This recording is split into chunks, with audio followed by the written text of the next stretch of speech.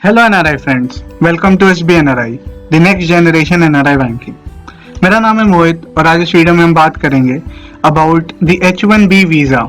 जी हाँ, रिसेंटली अभी यूएस में एक नया रूल आया है जिसके अंडर H1B वीज़ा को रेस्ट्रिक्ट कर दिया गया है। क्या क्या चेंजेस हुए हैं, क्या नए इम्प्लीकेशंस आए हैं, उनको समझते हैं। इस वीडियो में हम उस बारे में बात करेंगे। तो यहाँ पे अब दो मेजर हाइलाइट्स हैं जो हमें समझना है। सबसे पहला तो ये है कि जो करंट रेगुलेशंस हैं उनको और टाइटन करने के लिए प्रपोजल्स आए हैं from department of homeland security यानी कि DHS। अब इसको क्या होगा कि ये अगले 60 दिन में इफेक्ट में आएंगे after publishing in the federal register. जो दूसरा हाईलाइट है वो ये है कि नए वेज रूल्स लाने के लिए प्रपोज किया गया है for the skilled immigration visa, और ये प्रपोज किया गया है डिपार्टमेंट ऑफ लेबर की तरफ से, जो इमीडिएटली थर्सडे 8 अक्टूबर से इफेक्ट में आ जाएंगे राइट आफ्टर पब्लिशिंग। अब हम समझते हैं कि क्या क्या चेंजेस हमें देखने को मिलेंगे।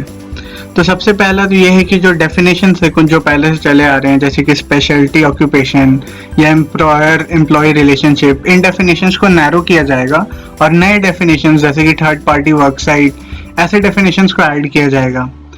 H1B वीज़ा का जो टेन्योर था, जो मैक्सिमम 3 साल का था पहले, उसे घटा के 1 साल का कर दिया जाएगा। जो कंपनीज जो ऐसे H1B वीज़ा पे वर्कर्स को हायर करती हैं उनको अब एडिशनल डॉक्यूमेंटेशन देना पड़ेगा एज प्रूफ कि उन्हें H1B वर्कर्स की ज़रूरत है, और ताकि एज अ गवर्नमेंट वो प्रिवेंट कर पाए कि जो जॉब्स हैं वो डिस्प्लेस होके, अमेरिकन वर्कर्स से डिस्प्लेस होके H1B वीज़ा होल्डर्स के पास ना जाएं। जो डिपार्टमेंट ऑफ होमलैंड सिक्योरिटी है उनके पास एक पावर है अपना कंप्लायंस को एनफोर्स करने का, वो बढ़ा दिया जाएगा थ्रू वर्कसाइट इंस्पेक्शन और मॉनिटर कंप्लायंस। जब भी H1B वीज़ा के नए पिटिशंस आएंगे तो उन पिटिशंस के आने से पहले, पिटिशंस आने के दौरान और उनके अप्रूवल तक, इन सारे स्टेजेस में डिपार्टमेंट ऑफ होमलैंड सिक्योरिटी अपने इस पर्टिकुलर पावर को यूज़ करके इंश्योर करेगी कि कोई भी अमेरिकन वर्कर का जॉब डिस्प्लेस होके इन H1B वीज़ा होल्डर्स के पास नहीं जा रहा है। इसके साथ ही साथ जो मिनिमम वेज लेवल्स हैं H1B वर्कर्स के लिए, they are also likely to change.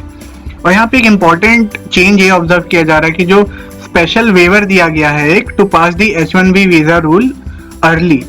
अब ऐसे एक्चुअली में क्या होता है कि there is an office of management and budget OMB जो रिव्यू करती है इस इंटरिम फाइनल रूल को, और रिव्यू के बाद फिर ये पास होता है। बट इस पर्टिकुलर केस में उसे फॉरगो किया जा रहा है एंड डायरेक्टली इस स्पेशल वेवर के थ्रू ये चेंजेस पास कर दिए जाएंगे।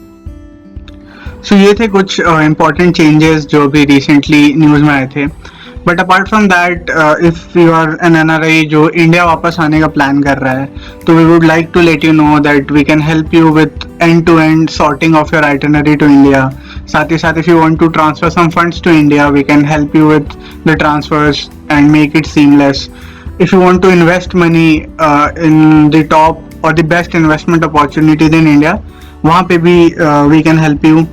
अगर आपको अपना रिटायरमेंट प्लान करना है इंडिया में एंड आपको रियल स्टेट परचेज करना है इंडिया में, कोई भी प्रॉपर्टी परचेज करनी है, उस कंडीशन में भी we can help you with that.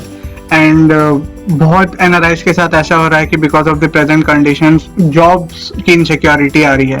तो if you are looking to search for a new job in India, then also SB NRI can help you with that. So in short, these are some of the basic requirements of NRIs जो भी वापस आ रहे हैं India, and we are there to sort everything out for you. आपको कोई भी issue हो, कोई भी डाउट हो, क्वेरी हो, आप बेझिझक कमेंट्स में लिख सकते हैं। You can contact us directly and we will help you with everything, every problem that you face.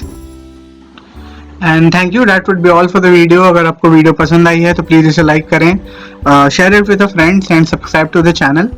And thank you so much once again मेरे साथ वीडियो में बने रहने के लिए। I hope to see you in my next video. Stay tuned and take care.